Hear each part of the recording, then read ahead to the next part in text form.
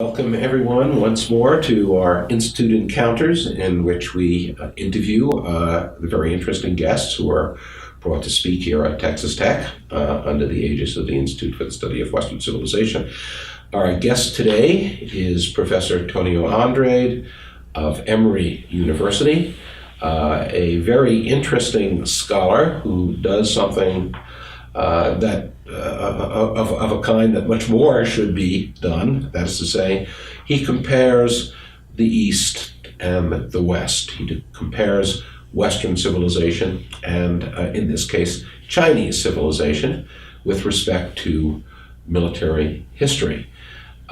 He is the author of a fascinating book, not only in terms of its content, but in terms of its readability, a real page turner called The Lost Colony. And The Lost Colony is the story of the Sino-Dutch War of 1661-1662. You might ask, what would lead one to examine closely this relatively obscure military conflict? But there is a very good reason to examine it. And to find out what that is, let me turn to Professor Andrade and ask why you decided to write a book about this particular engagement. Well, the Sino-Dutch War was the first major military confrontation between the Chinese and the Westerners before the Opium War. And so it's just extremely important. You know, we don't really have other examples until then. There was a minor conflagration between the Portuguese and the Chinese in the 1500s, but nothing like this. So this was the first major war. And as I started researching it, I just found that first there was enormous amounts of material on it, and there was wonderfully colorful material, and so I decided it was worth a book and decided to write it. You thought of it as kind of a historical experiment, in which you could test a proposition that otherwise couldn't be that easily tested. And what was that proposition? Right. The question is how powerful were the Europeans at that period in time? I mean, of course, during the Opium War in the 1800s, they had advanced steamships and advanced industrial produced cannon and things like that, and so the British victory then was almost a foregone conclusion. But in the 1600s, many people argued that the Europeans had a military advantage over people in the rest of the world, and that advantage was one of the things that allowed them to create these colonies all over the world. And so this is one of the few places where we can actually test that by seeing the Europeans, the Dutch in this case, go up against a sort of Asian army, an Asian navy. And so it's a way to test some of these bigger questions about parity and who had better weapons and better tactics and better logistics and all that stuff. How did the war begin? Well, the war started. The Dutch had a colony on Taiwan, and the war started. They had this colony from about 1624 or so, and they started. It was a very prosperous colony, one of the most important colonies in the Dutch East India Company's vast empire. But across the straits in mainland China, there was a great dynastic transition between the Ming and the Qing. And the Ming dynasty, it fell, technically we consider the fall of the Ming to be 1644, but of course people were fighting to restore it. And one of these people fighting to restore it decided that he wanted to take over Taiwan from the Dutch as a good base from which to continue the fight. And so he had vast armies, at least 150,000 men, probably more than that. And the Dutch had far fewer, and he decided to invade. It was the biggest overseas maritime expedition in Chinese history since the famous expeditions of Zheng He, the Chinese Columbus with 25,000 men going across the Indian Ocean. Was he thinking a little like Chiang Kai-shek would later on? He needed an offshore bastion to... Yeah, I mean, the parallels are crazy. Yeah, it's very similar. So he attacks the Dutch, and what you wanted to see was how the two sides arrayed against each other stacked up in terms of proficiency of weapons and tactics and whatever. what happens? Well, I mean, the first thing to keep in mind is that the Chinese outnumber the Dutch enormously. The second thing is that we know at the end that the Chinese won. And so we have to really look in detail at the battles and the actual engagements to get at this question of military abilities, comparisons. And so people who have argued that Europeans have a military advantage say that it rests on four things, basically. They had better guns, supposedly. They had better tactics. They were able to use these guns better, organizing human beings to fight in formations, especially with muskets, firing in turns. The third thing is better ships, and the fourth thing is better fortresses. And so what I found is that there were a bunch of battles. We could go into specific battles and stuff, but I'll just give the overview first. In general, on land, the Chinese were far more effective. They were as disciplined as, or better disciplined than the Dutch. Their guns were as good or better, certainly as good. And they were Chinese-made guns. And they were so they had some Western guns, but they also had their own guns that they were making themselves. And they were very effective. But on the oceans, in deep water combat, the Dutch ships were extraordinarily effective and could stand up to far larger numbers of Chinese ships. And the Chinese ships, well, in using the term ship, I guess, they were ships, I guess, but they were smaller, much smaller, and they were often used for sort of coastal and maritime, coastal and riverine warfare, because they were fighting a war primarily against a land power before they attacked the Dutch. But in any case, these European ships could stand up to 10 or 20 easily of the Chinese ships. Except they were bigger and more strongly constructed. They were, and filled with cannons. Mm-hmm. Like the broadside cannons, Mm-hmm. could levy 20 guns or so and blast anything Mm-hmm. to bits. And the Chinese ships had cannons, and they were cannon ships, but they had fewer, and they couldn't do the massive broadsides that the Europeans could. So in that sense, in terms of naval battles, as long as it was in deep water, I think that the idea that Europeans had an advantage is pretty clear. But of course, the Chinese could always lead them to shallow water, and then they had other types of vessels that were enormously effective too, for shallow water combat and that kind of. So they were proficient using fire ships, if I recall. Yeah, and also exactly, loading like bombs, basically floating bombs. They were good at that too. But so I think that the ships is one example, and another thing that the Dutch had was a Renaissance fortress. This fascinating design that Leonardo da Vinci and others would design these fortresses that had angled bastions on the end, and this is a famous thing in European military history. And the Dutch had one of these on Taiwan, and it was enormously effective. The Chinese didn't quite understand how to take it. They tried various things, and very smart things they tried, but ultimately it wasn't until they had the help of a drunken German defector who was a Catholic, and the Dutch were Protestant, and he got sick of not having enough alcohol, maybe, or the alcohol got very expensive in the fort. I don't know why he went over, but he went over to the Chinese and taught them basically how to set up siege works on the European line, massive batteries all sort of fortified and in lines, and then in that way they managed to force a Dutch surrender after about 9 months of warfare. So in some sense, I think that the European reputation for military effectiveness is deserved, but at the same time, we have to see, I think, this age of the 1600s and the 1700s as a time of very rapid Chinese adaptation in the warfare in that period in the 17th century.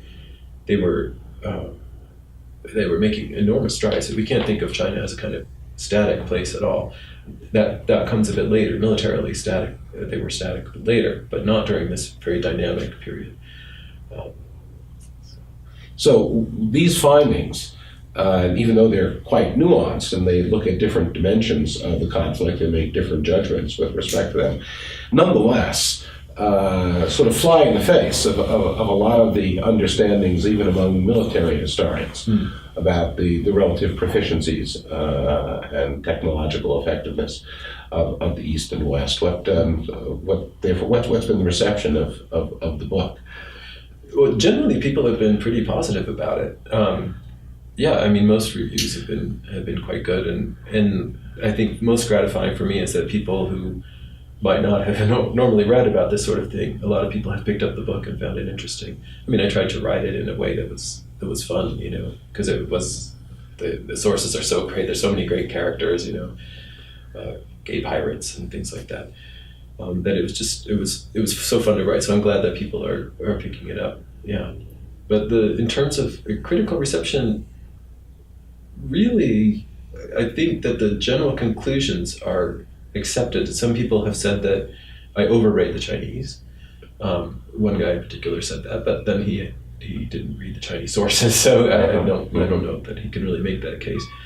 And other people have suggested that that when I say that the Europeans had superior ships or superior forts, what I should be saying is that they had different ships and different forts.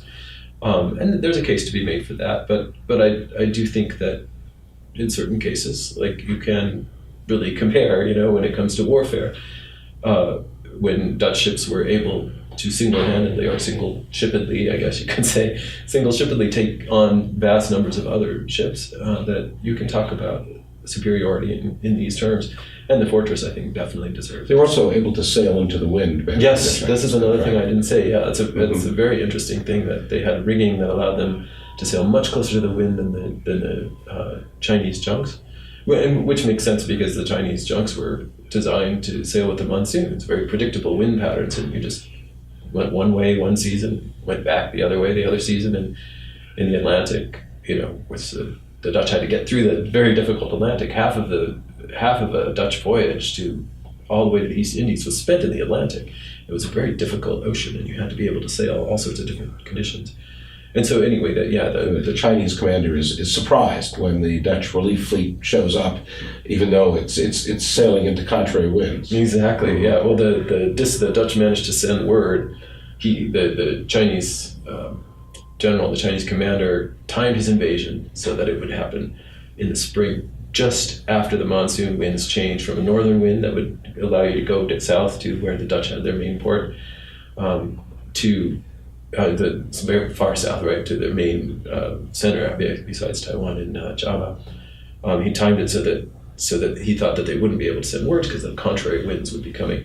But they managed to send a dispatch yacht and along a circuitous route through the Philippines, and they managed to make it. And so when that relief fleet arrived with 1,000 men or so and all sorts of food, all the Chinese were shocked, and they didn't believe at first that it had come from them. And there's other occasions in which this sailing against the wind became important. Do the sources, we talk about how contemporary historians have looked too simply at the comparison of East and West during this period. How did the people at the time perceive the other side? The Chinese commander is this fellow Kaxinga, but what's his Chinese name? Zheng Chenggong. Okay, and Kaxinga is kind of a barbarization that the Dutch and Europeans used to refer to him. Yeah, he was also known. His favorite title was Guoxin Ye, which is the sort of father of the imperial surname, because he had been given by the emperor an imperial surname. And in the local dialect, the Fujianese dialect, it sounds something like Kopsengya. And then I see. So he's quite an extraordinary character in his own right. He has a Japanese mother and a Chinese father is a warlord, sort of merchant prince warlord. As a pirate. As a pirate as well. And he's a brilliant commander. He's certainly a far more capable commander than Coyet. Was that his Dutch counterpart. So, do we have any evidence of how he looked upon his adversaries in planning his operation, or how he reacted? He's surprised at the fleet coming in. Do we have some sense of what his estimation was of the military? Before or during? Well, before, during, and after, or whatever we have. They thought the Chinese thought it would be a cakewalk. If we believe the sources, like obviously we have only a certain number of sources, but they thought that given how few Dutchmen were there and how few soldiers they had relative to the 25,000 or so that they brought to bear in the very first wave, that the Chinese brought to bear in the first wave. The Dutch had a 1,000 or so, right, 1,500 at first, and they thought it would be a cakewalk. So certainly they were surprised at how the fortress was able to sort of massively defeat their first attempt to besiege it, or to storm it. I mean, so I think that their estimation of the Dutch sort of increased at that point. But on the other hand, at the same time, the Dutch were losing foolish land battles, and so maybe in some senses the Chinese were right. But I think what's interesting about the Sino-Dutch relation during sort of the longer period, the decades that led up to the war, is how it changed. There were times when there was a lot of friction, and if you read the documents, especially the Dutch documents, talk about this nation of sodomizers and how they're horrible people and stuff. But then once the conflict goes down, this is in the 1630s, early 1630s that happened. But by about 1635, they'd reached a modus vivendi, and now they're buddies and they're trading all the time. So you see kind of changes in the way they thought of each other. Certainly during wartime, the rhetoric got bad. There were atrocities and torture on both sides. How did the Dutch know a good deal about China and the Chinese, and did the Chinese know very much about Holland? It's a good question. Some Dutch and some Chinese knew an enormous amount because they lived cheek by jowl together in Taiwan. The Dutch Taiwan had a very large Chinese population, and the Dutch and the Chinese did business together. They often went into deals together, and the Chinese might put up capital. The Dutch, they would borrow from each other. So they knew each other quite well. They would have dinners, there's inviting each other to dinner and things like that. But I think the higher up you went, at least on the Chinese side, the Dutch were much fewer and they were surrounded by many, many Chinese. On the Chinese side, the higher up you got, and the less contact people had with the Dutch, it was easier to have sort of stereotypes about them. They were, the barbarians, the characters used, or disparaging characters to refer to the Dutch, which is pretty typical. Did the Dutch have much insight into Chinese culture and the Chinese regime?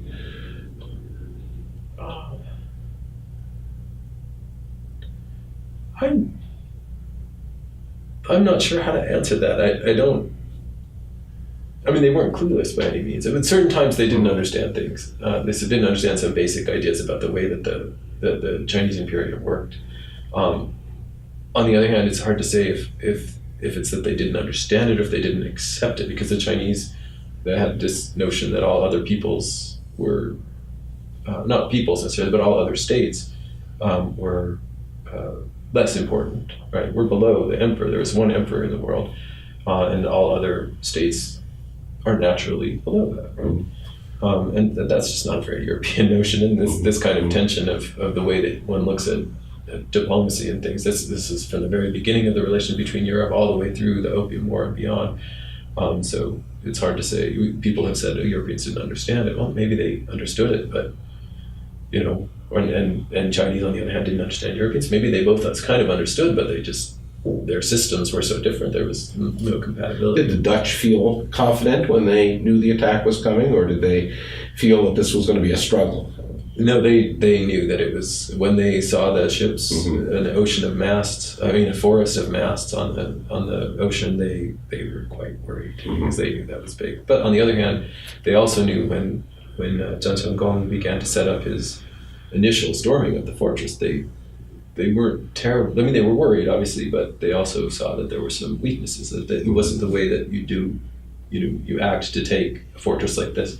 So yeah, there was confidence and sometimes overconfidence. The Dutch tended to be sometimes overconfident, and they had ridiculous naval attacks where they brought their deep ships into a shallow bay and then gave all the advantage to the Chinese, who completely outthought them. And Chinese leadership was often extraordinary, the military leadership. Was there in Japan, it probably doesn't really begin until about a century later, but you have the development of this sort of Dutch learning group, people who are very interested in the Dutch at Nagasaki, and are translating works from Dutch into Japanese. During this period, there's not only the Dutch, but the Portuguese and the Jesuits in China. What's the is there a parallel phenomenon taking place in China with respect to Western learning that you have in Japan?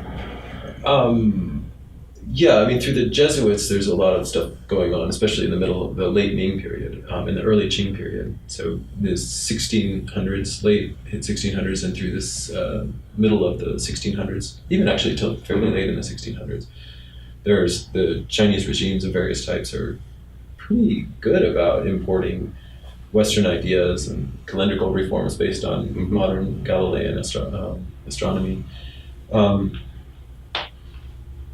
I guess you could say that there is a certain amount of that. I was going to say something else, but then I forgot. I'll say, sorry. I gather that the kind of work you've done is relatively exceptional. That there are not a lot of people in military history or in other areas of history who are trying to do the kind of point-by-point comparison that in this particular case study you work out. Is that a fair assessment of how the field stands? I think actually that it's a very exciting time for military history. I think military history for so long was denigrated in the academy, and still to a certain extent is. Most history departments don't have a military historian. I wasn't trained as a military historian. I kind of became one later. But the surge in interest in global history and world history, history that goes beyond sort of national borders, and especially a history that takes into account, like you're doing with your institute, to try to compare, Western civilization with other civilizations or other societies. That this kind of movement, I think, is opening up all sorts of new possibilities among military historians, and there's a bunch of them that are working on Asia. I mean, we know very little. I'm just going to say, like, at this point, our knowledge is very, very slight, but there are some people, on one of them, people working on it, a guy named Sun Lai-Chen in California, a guy named Kenneth Swope. There are all sorts of people working on it. Not all sorts. A small group, but hopefully, but it's growing, and it's very exciting what they're doing. This kind of point by point, I guess, a little bit less, but there's a great interest in it. So I think that it's one of those things that I think is set to expand. What kind of revelations has comparative military history led to with respect to our knowledge of how militaries evolve, of how military technology develops? What broader patterns do you see when you look at the East and the West? I think one of the things again, this is very much at the beginning of the movement. I mean, I may have been the first person to use the term global military history. Maybe not. It's a pretty obvious term, but certainly it hasn't been used very much, and it's a very new thing.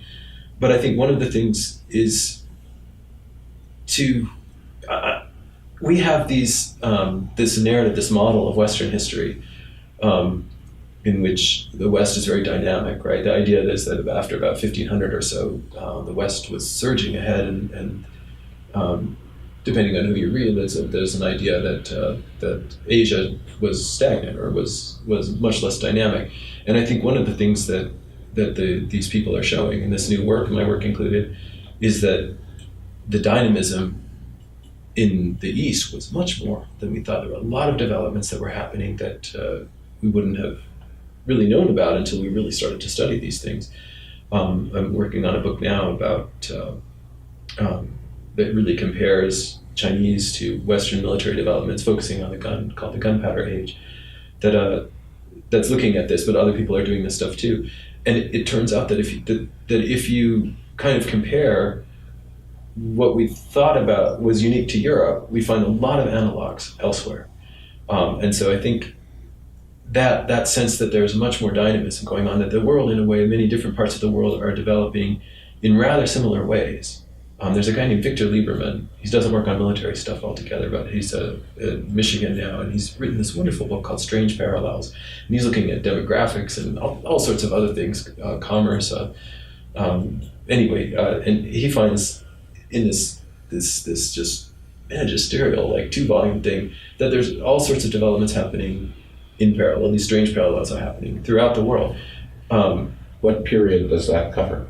He covers, I think it's like 1400 to 1750 or so. Uh-huh. Yeah, so the early modern period, what we call the early modern, and this is a loaded term. Many people will say, well, you can't call it the early modern because modern is, well, anyway, there's all sorts of arguments about that, but I think that he makes a good case for an early modern period around the world. But so one of the things that's coming out of this new work is the dynamism in other places.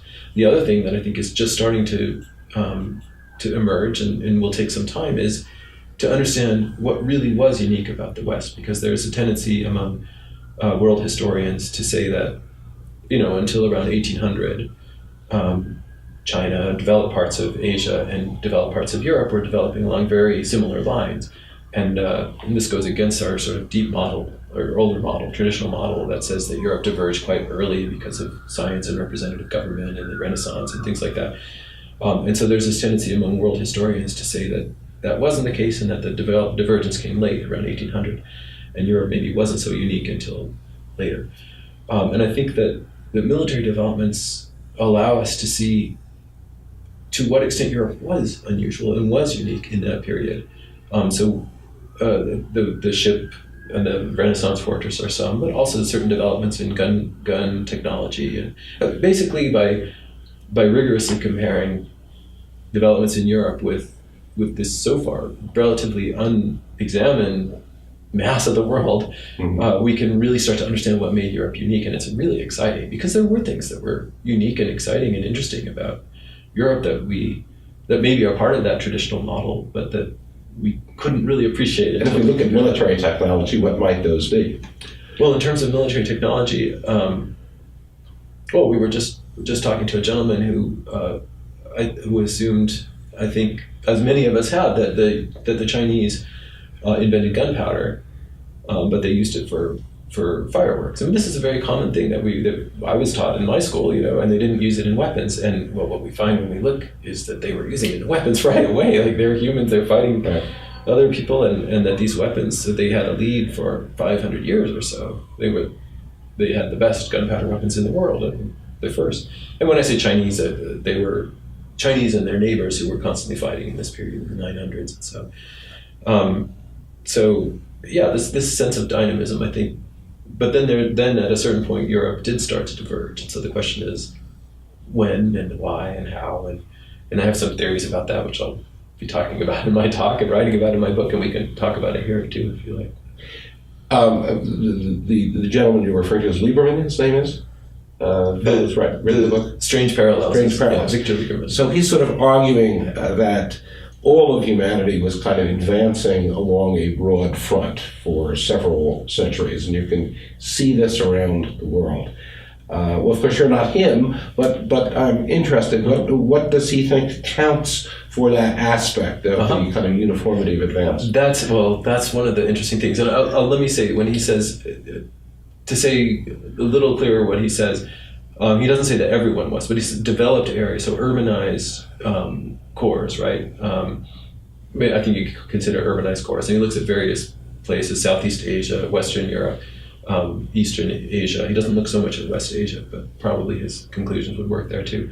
And they're developing, their populations are increasing, they're getting more commercialized, various intellectual developments and cultural developments that are similar. So what accounts for it, though, this is one of the things where he's, and I think it's a kind of the most interesting thing, but he's kind of speculating too, because we don't know. First of all, just to point out that this was happening is something in itself.